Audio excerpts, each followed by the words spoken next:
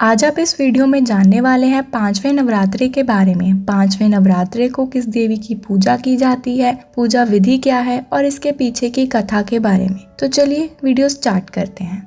सबसे पहले आपको बताते हैं कि नवरात्रि के पांचवें दिन स्कंद माता की पूजा की जाती है। स्कंद माता का रूप बहुत उज्जवल है और भक्तों के मन को मोहने वाला है। स्कंद माता सूर्य की अधिष्ठात्री देवी हैं। स्कंद माता का रूप बहुत ही मनमोहक है। इनके 4 हाथ हैं, जिनमें से 2 हाथों में कमल का फूल है, तीसरे हाथ में इन्होंने देवता स्कंद को पकड़ा हुआ है और चौथे हाथ से ये अपने भक्तों को हमेशा आशीर्वाद देती हैं। स्कंद माता कमल के पुष्प पे विराजमान रहती हैं। स्कंद माता को सफेद और पीला रंग बहुत प्रिय है। ये रंग बुद्धिमत्ता और दिव्य ऊर्जा के भी प्रतीक होते हैं। इसलिए नवरात्रि के 5वें दिन ये रंगों को ज़्यादा से ज़्यादा प्रयोग करना चाहिए।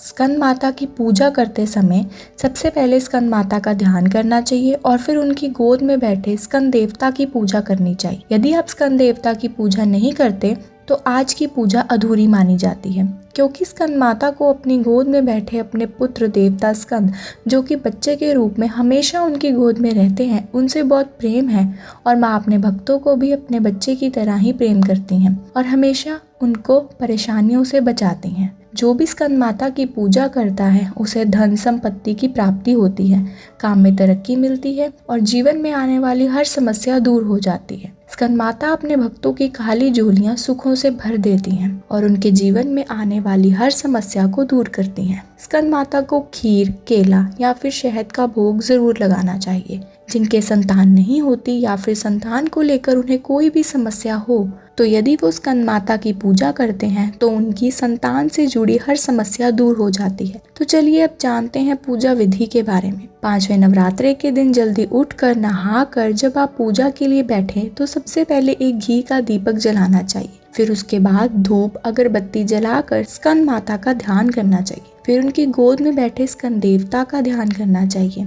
माँ को उनके पसंदीदा फल यानी कि केले का भोग जरूर लगवाना चाहिए। उसके बाद यदि आप माता को हर रोज वस्त्र अर्पित करते हैं तो इस दिन माता को पीले रंग के वस्त्र अर्पित करें।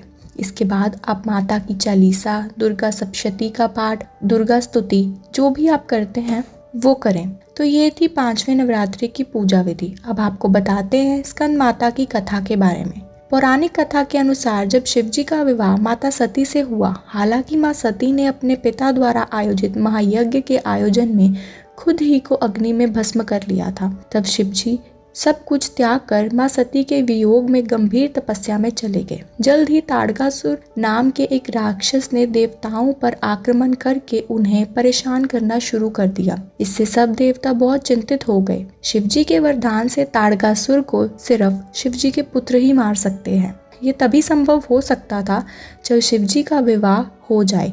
तब सभी देवता के अनुरोध से नारद जी माँ पार्वती से मिले और उन्होंने देवी पार्वती को उनके पिछले जन्म के बारे में बताया कि वे पिछले जन्म में देवी सती थी और इस जन्म में उनका क्या उद्देश्य है। नारद जी ने उन्हें बताया शिव जी और पार्वती जी की एक संतान होगी जो ताड़कासुर का वध करेगी। शिव जी को यह महसूस कराने के लिए कि माँ पार्वती जो देवी सती थी उन्हें कठिन तपस्या करनी पड़ी। उन्होंने अन्न जल त्याग दिया और सालों तक घोर तपस्या की। अंत में शिव जी ने उनके समर्पण को स्वीकार किया। फिर शिव जी पार्वती जी के साथ विवाह करने के लिए तैयार हो गए। जब शिव जी की ऊर्जा माँ पार्वती के साथ संयुक्त हुई तो एक उग्र बीज उत्पन्न हुआ।